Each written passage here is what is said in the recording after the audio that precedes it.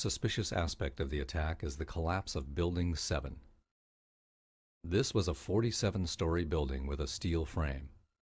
It was not hit by an airplane. It was across the street from the towers. Late in the afternoon, this building collapsed. The U.S. government investigated the collapse of this building. After 7 months of investigating, their conclusion was that they have no idea why the building collapsed.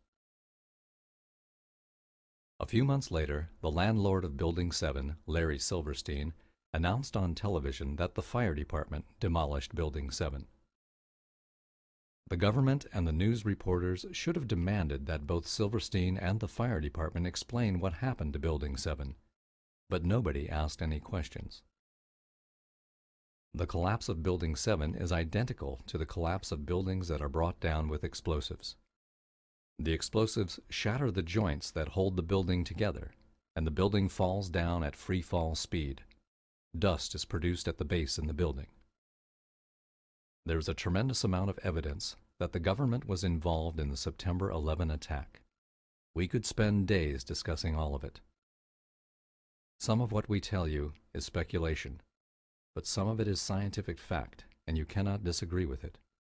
For example, pieces of a building cannot crash through steel and concrete floors as fast as they fall through the air. The fact that those towers collapsed in less than 10 seconds is proof that explosives had been used. Building 7 also collapsed in a manner that can only be explained by the use of explosives.